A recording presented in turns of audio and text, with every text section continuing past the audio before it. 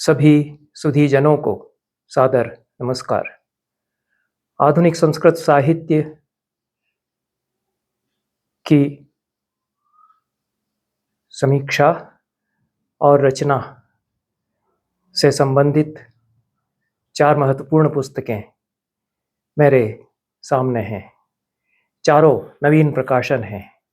पहली पुस्तक कल्पवृक्ष है, हर्षदेव माधव के संस्कृत एकांकियों का यह संकलन है, हिंदी अनुवाद सहित। हर्षदेव माधव जाने माने कवि, नाटककार, गद्यकार, विमर्शकार हैं। आधुनिक संस्कृत साहित्य के, गुजराती के भी वे जाने माने कवि हैं। कई विधाओं में उन्होंने रचनाएं की हैं, प्रतिभाशाली हैं। सबसे बड़े प्रयोगशील कवियों में से एक वे हैं हमारे समय के। कौशल तिवारी ने अनुवाद किया है उनके संस्कृत एकांकियों का। कल्पवृक्ष एकांकी संकलन का शीर्षक है। इस शीर्षक से पहले 5 एकांकी संस्कृत में लिखे थे हर्षदेव माधव ने, जो प्रकाशित हुए। बाद में और भी एकांकी उन्होंने लिखे इस श्रृंखला में। यह पूरी एक श्रृंखला है। कल्पवृक्ष उसमें एक प्रतीक है। अलग प्रकार की रचनाएं हैं कल्पवृक्ष शीर्षक से, और अत्यंत आधुनिक भावबोध के साथ कल्पवृक्ष के प्रतीक को लेकर के आते हैं हर्षदेव माधव। प्रस्तावना मेरी इसमें ली गई है मृत्युरयम कस्तूरी मृगोस्ति शीर्षक से 1988 में पहला संकलन हर्षदेव माधव के नाटकों का प्रकाशित हुआ था। उसकी चर्चा मैंने यहाँ पर की है। और कल्पवृक्ष शीर्षक से उन्होंने जो अनेक नाटक लिखे हैं, जिनमें मनुष्य की असीम के लिए आकांक्षा और जीवन की अनंतता के प्रतीक के रूप में कल्पवृक्ष को प्रस्तुत किया गया है। आधुनिक मानव की कुंठा और क्षुद्रता के कारण जिस प्रकार से आज का समाज उस कल्पवृक्ष से दूर होता चला गया है, इस तथ्य को भी प्रभावशाली और कल्पनापूर्ण पद्धति से हर्षदेव ने इन एकांकियों में प्रदर्शित किया है। एक एकांकी इनमें से खेला गया है, इसकी भी चर्चा मैंने अपनी प्रस्तावना में की है। हिंदी अनुवाद कौशल तिवारी ने किया है। वे स्वयं जाने माने कवि हैं। आधुनिक संस्कृत कविता के युवा हस्ताक्षरों में उनका नाम अग्रगण्य है। अनुवादक भी वे हैं। उन्होंने कई प्रकार की कविताओं का अनुवाद किया है। दलित कविता जिसको हिंदी में कहा जाता है, उसमें भी ओम प्रकाश वाल्मीकि जैसे कवियों का हिंदी से संस्कृत में उन्होंने अनुवाद किया है। हर्षदेव माधव के सभी एकांकियों में सास बहू, आधुनिक समाज के मध्यवर्ग के परिवार भी आते हैं और प्रतीकात्मक पात्र भी आते हैं।क्षा याक्षा पुरुष इस शीर्षक से अमूर्त कोटि के पात्र आते हैं और कल्पवृक्ष उपस्थित है अपनी संपूर्ण संभावनाओं के साथ। नाटक के क्षेत्र में भी नई संभावनाएं ये नाटक खोलते हैं। अनुवादों में इनको खेला जाए, मूल संस्कृत में खेला जाए, दोनों दिशाओं में इनकी उपादेयता हो सकती है। यह पुस्तक विश्ववाणी पब्लिकेशंस भोपाल द्वारा प्रकाशित की गई है 2025 में। 290 रुपया इसका दाम है। दूसरी पुस्तक संगता है। यह भी हमारे समय के जाने माने युवा कवि संस्कृत के और पंडित भी संस्कृत के राजकुमार मिश्र, उनकी संस्कृत में गजलों का संकलन है। 40 गजलें इनमें इस संकलन में उनकी संकलित हैं। उसके पहले 60 गजलें वे प्रकाशित कर चुके हैं। इस प्रकार से गजल शती या गलत जला गलत जलिका शती के वे प्रणेता हैं। कम लोगों ने इतनी बड़ी संख्या में गजल काव्य संस्कृत में लिखे हैं। हालांकि यह कहना तो ठीक नहीं है कि जैसा दावा किया गया है कि राजेंद्र मिश्र के पश्चात सर्वाधिक संख्या में गजल लिखने वाले गजलकार वे हैं। भट्ट मधुरनाथ शास्त्री से लगा करके पंडित बच्चूलाल अवस्थी और जगन्नाथ पाठक आदि कई गजलकार संस्कृत में हुए। स्वयं हर्षदेव माधव ने भी गजलें लिखी हैं। संख्या की दृष्टि से दावा किया जाए वो अपने आप में बहुत ज़्यादा मायने नहीं रखता है, लेकिन गजल में बात जिस तरह से कही गई है वह मायने रखती है। उस दृष्टि से तो बड़ी समृद्ध परंपरा संस्कृत गजल की है। और मैंने तो कई वक्तव्य एक श्रृंखला के अंतर्गत संस्कृत गजल का विकास इसको लेकर अपने YouTube के इसी चैनल पर दिए हैं। राजकुमार मिश्र केंद्रीय संस्कृत विश्वविद्यालय के अंतर्गत हरियाणा संस्कृत विद्यापीठ जो कि पलवल में स्थित है, उसके साहित्य विभाग में साहचार्य के पद पर कार्य कर रहे हैं। और भारत भूषणम डयते कथम आकाशे अभिज्ञानम इत्यादि उनकी कृतियां मौलिक संस्कृत रचना की प्रकाशित हुई हैं। कुछ शोधपूर्ण रचनाएं भी उनकी प्रकाशित हैं। मुक्तक, कथा, लघु नाटक, पारंपरिक विधाओं में, आधुनिक विधाओं में, सभी में उन्होंने रचनाएं की हैं। बाल साहित्य पुरस्कार साहित्य अकादमी का, उससे वे सम्मानित हैं। उत्तर प्रदेश संस्थान के विशेष पुरस्कार से भी वे सम्मानित हैं। और संगता उन्होंने अपनी इस कृति का नाम रखा है, जो गजलों का गलत जलिकाओं का संकलन है। 400 रुपया इसका दाम है। Satyam publishing house, N 3/25, Mohan garden, Uttam Nagar, नई दिल्ली, इस प्रकाशक से पुस्तक प्रकाशित है। विविध विषयों को लेकर गजलें लिखी हैं संस्कृत में राजकुमार मिश्र ने, और कई लोगों ने उन पर प्रस्तावना के रूप में, शुभाशंसा के रूप में वचन लिखे हैं। इस पुस्तक में रस बिहारी द्विवेदी जाने माने विद्वान और पंडित हैं। इला घोष विदुषी हैं, उनकी शुभाशंसा है। जनार्दन पांडे मणि की है। सबसे सुंदर जो वचन है वो परमानंद झा के हैं, जिन्होंने बहुत बढ़िया कविता लिख दी है 5 आर्याओं में। राजकुमार मिश्र की शुभाशंसा में एक कवि दूसरे कवि के लिए जिस तरह से लिखता है, अपि माधुरम अपि नाथम जगतः प्राप्ता पुरापि राजेंद्रम अद्य गलत जलाक्षी राजकुमारेण संगता कविता। माथुर है, पट मथुरानाथ शास्त्री का जो काव्य है, वह राजेंद्र मिश्र में जाकर के उसकी विरासत प्रतिफलित हुई, और आज वही गलत जलाक्षी प्रिया संगत हुई है राजकुमार से, अपने राजकुमार से। ऐसा वे कहते हैं, यान्तु गलत जलिकाया अस्या आदाय शीकरान शिशिरान दिशि दिशि रसिक समीरा परगुण परिमल मदिष्णवो धीरा। यह जो गलत जलिका है, इसके शिशिर शीकर या फुहार की कणों को लेकर के रसिक समीर दिशा दिशा में प्रवाहित होते रहें, परगुण परिमल को प्रवाहित करते रहें, ऐसा वे कहते हैं। ये सुंदर आर्याएं उन्होंने लिखी हैं। यद्यपि गजल का संस्कृत में गलत जला यह नाम चला नहीं, और इसकी स्वीकार्यता भी व्यापक रूप से नहीं हुई, क्योंकि संस्कृत गजल ने उस गजल के स्वरूप को बदल दिया जो उर्दू में आशिक माशूक वाली गजल चली आ रही थी। यद्यपि फैज़ अहमद फैज ने भी जबरदस्त उसमें तब्दीलियां की हैं, फिराक ने भी की है। तो गलंती जलानी अश्रूणी यस्याम, इस विपत्ति को लेकर के काहे को गलत जलिका नाम के पीछे पड़े हुए हैं, जिससे आंसू बहते रहें, ऐसी विधा गलत जलिका है। आंसू नहीं बहते। अत्यंत ओजस्वी गजलें, अद्भुत गजलें भी लिखी गई। मताए लोहे कलम छिन गई है तो क्या गम है कि खूने दिल में उंगलियां डुबो दी मैंने। फैज ने लिखा है। क्रांतिकारी कविताएं भी गजल में लिखी गई, और संस्कृत के पंडितों ने, संस्कृत के गजलकारों ने तो वंदना की कविताएं भी, स्तुति काव्य भी गजल में लिख डाले हैं। पहली ही जो गजल है इस किताब में, राजकुमार मिश्र की किताब में, नमः शंभवे इस शीर्षक से है। हिंदी अनुवाद सभी 40 गजलों के उन्होंने किए हैं। इसके पहले भी अपनी सब कविताओं के हिंदी अनुवाद करके ही वे उनको छपाते रहे हैं। संस्कृत की, आधुनिक संस्कृत साहित्य की एक विशेषता यह भी कही जा सकती है कि उसके निरंतर हिंदी अनुवाद हो रहे हैं, और पढ़ा भी जा रहा है हिंदी अनुवादों में। मूल संस्कृत में भी हिंदी और संस्कृत बहुत निकट आ गई हैं यहाँ पर, और संस्कृत अनुवादों के माध्यम से मूल कविता को जाना जाए, और मूल कविता को अनुवादों से परखा जाए, दोनों ही बातें हो सकती हैं। नमः शंभवे, तस्मै नमः शंभवे, ये जो पहली गजल है सृग्विणी छंद में है। अश्वमेधायते यस्य बिल्वार्पणम आशुतोषाय तस्मै नमः शंभवे।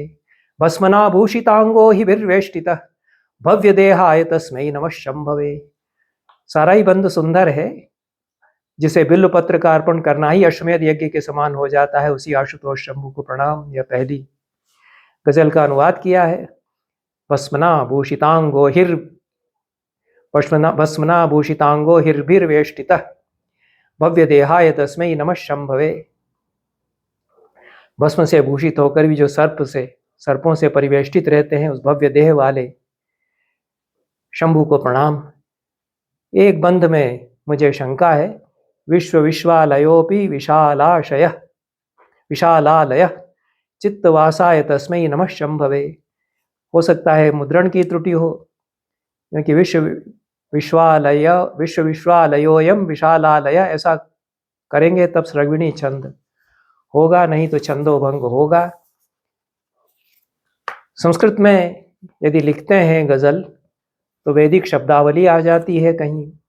इसकी जो आगे गजल है, स्वस्ति पंथानम आचरेर बंधो, हिंदी अनुवाद करेंगे तो उसमें जो वैदिक भावबोध है वह छूट जाएगा।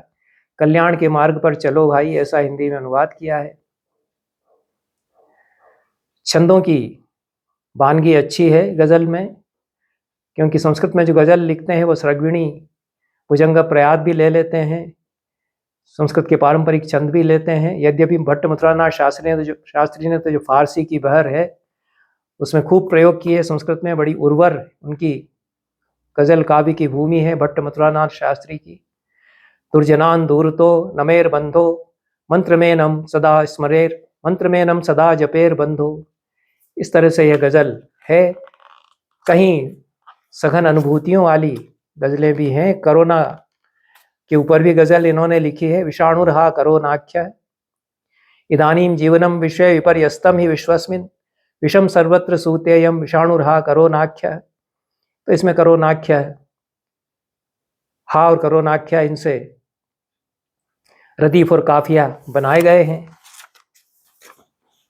और कथम नैव जाने, यह प्रश्नवाचक गजल व्यतीतम वयः, यह जीवन के उतार चढ़ाव को देखने वाली, भग्न संबंधों की एक सूत्रता को तलाशने वाली, कुछ निराशा कुछ आशा की उम्मीद जगाने वाली गजल है। भग्न संबंध सूत्रैकता साधने अंतकालो व्यतीतो व्यतीतम वयः। टूटे हुए संबंधों के सूत्र को जोड़ने में समय बीत गया, वो बीत गई उम्र, ऐसा हिंदी अनुवाद किया है। थोड़ा और प्रयास करते तो उसी बहर में हिंदी में अनुवाद गजल के फॉर्म में कर सकते थे। संस्कृत में बाकी गजलें अच्छी भी हैं। कुरुते सोन्नतिम वंचयित्वा बलान नायकास्ते विचित्रा विचित्रो जय। सारी विडंबनाएं अपने समय की राजकुमार मार्मिक शब्दों में प्रस्तुत करते हैं।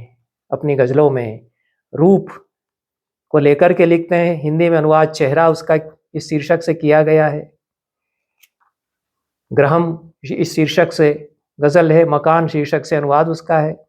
सा रोटिका वस्त्रम ग्रहम तृतीयेपि मूल्ययुतम ग्रहम सफलो धरायाम पौरुषैस्स सही येन रचितम स्वम ग्रहम। वह क्षमार्जित रोटी, कपड़ा और मकान, इन चीज़ों में सबसे मूल्यवान है अपना मकान। वही व्यक्ति का इस धरा पर सफल है, वही व्यक्ति इस धरा पर सफल है जिसने अपने पुरुषार्थ से अपने लिए मकान बना लिया है। ऐसा यह गजल है। संभावनाएं राजकुमार जी में हैं, आगे और भी फलीभूत हों ये संभावनाएं, ऐसी आशा की जाती है। तीसरी पुस्तक जो मेरे हाथ में है, यह प्रीतिकर पुस्तक है और प्रसन्न भाव से लिखी गई है, स्नेह वात्सल्य के भाव से लिखी गई है। चित्र भी इस पर वैसा ही अच्छा है और प्रत्येक पृष्ठ पर चित्र हैं। बच्चों के लिए किताब है। बाल गीतियाँ हैं, मंजुला बाल गीतया इस शीर्षक से है। मंजुल हैं गीतियाँ इसकी। मंजुलता शर्मा इसकी कवि हैं। यद्यपि मंजुलता शर्मा की ख्याति इसके पहले कवि के रूप में नहीं रही, कैसे उन्होंने लिख डाली हैं, पर वे अत्यंत ही भावपूर्ण रागात्मक मन से ही लिखती हैं। आलोचना भी यदि वे लिखती हैं। इस बाल गीति संकलन में 25 बाल गीतियां हैं, हिंदी अनुवाद भी उन 25 के हैं, और चित्र भी प्रयास करके प्रासंगिक चित्र लगाए गए हैं जो फबे अच्छे लगे। कुछ फोटोग्राफ से लिए गए हैं, कुछ रेखाचित्र लिए गए हैं, कुछ बनवाए गए हैं, कुछ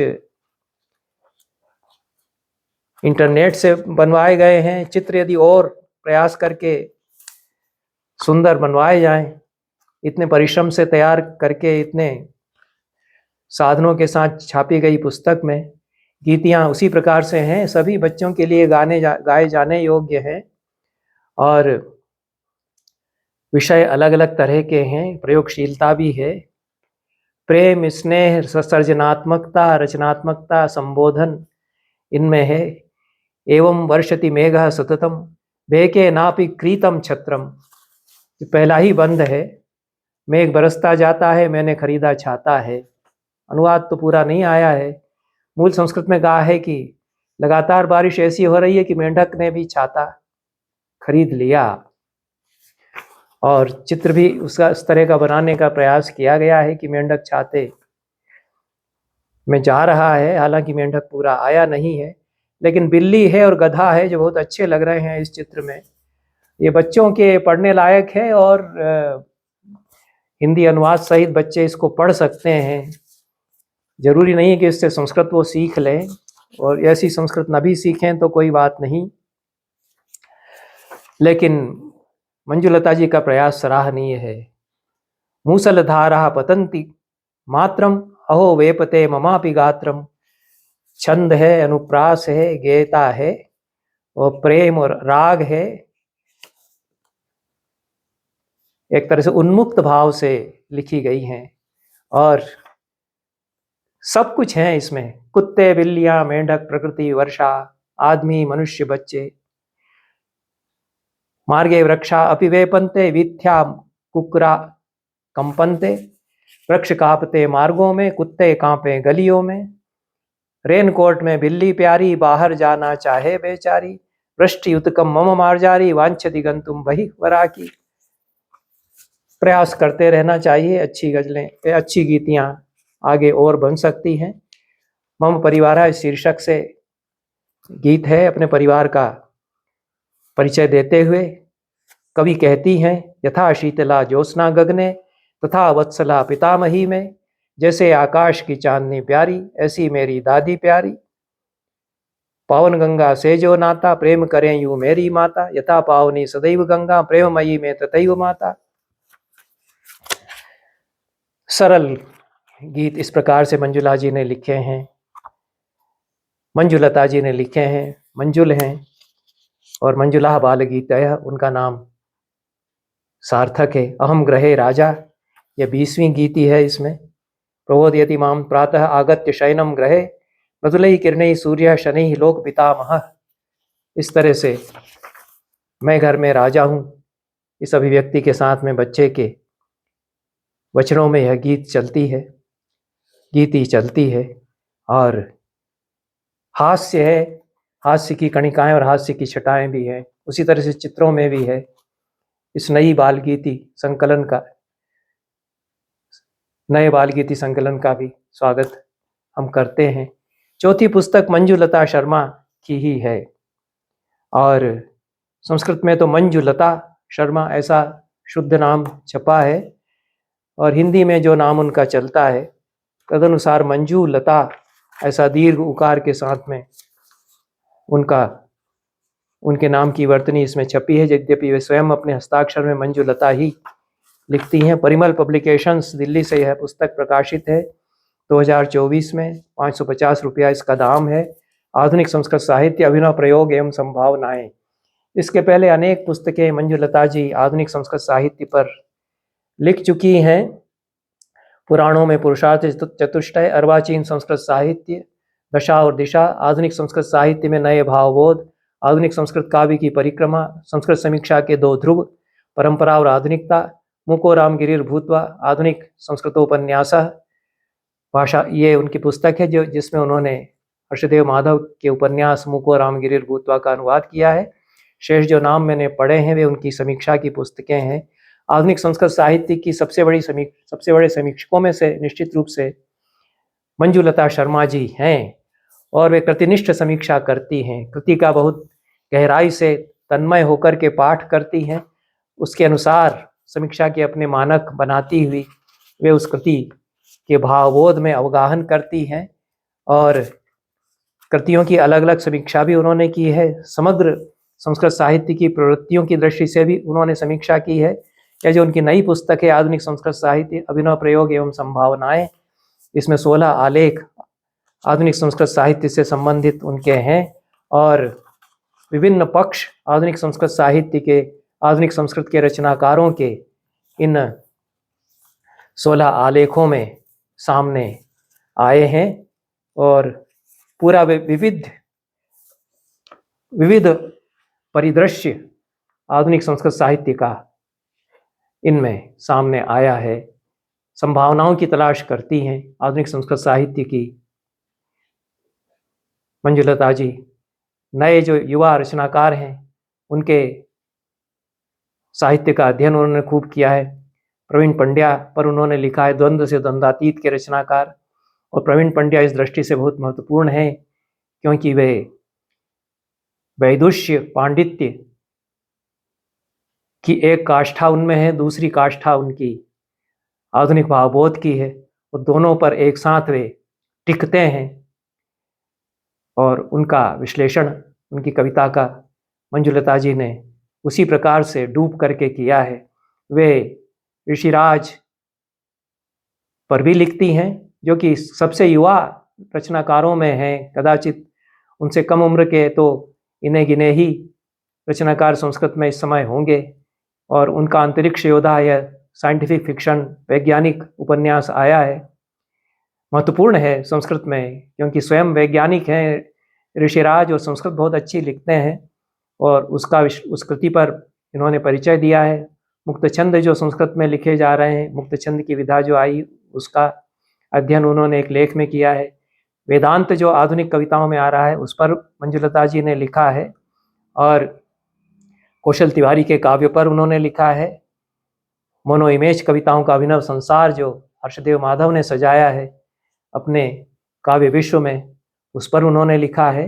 और संस्मरण की विधा में जो बहुत सुंदर प्रयोग हर्षदेव माधव ने किया है, स्मृति नाम जर्जरितानि पृष्ठानि, उस पर इन्होंने लिखा है। जीवन के बोलते चित्र इस शीर्षक के साथ में अपने सुंदर शीर्षकों के लिए भी अपने लेखों में जो उन्होंने शीर्षक दिए हैं उनके लिए भी मंजुलता जी चर्चित होती हैं और किसी कृति की पहचान वे जिस तरह से कराती हैं वह उनकी अपनी खासियत है।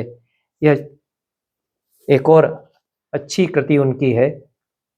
बहुत बहुत धन्यवाद चारों ही रचनाकारों को। 5 रचनाकारों की चर्चा बल्कि मैंने की है क्योंकि एक अनुवादक कौशल तिवारी भी उसके साथ में है। सभी अभिनंदनीय हैं। बहुत बहुत धन्यवाद। नमस्कार।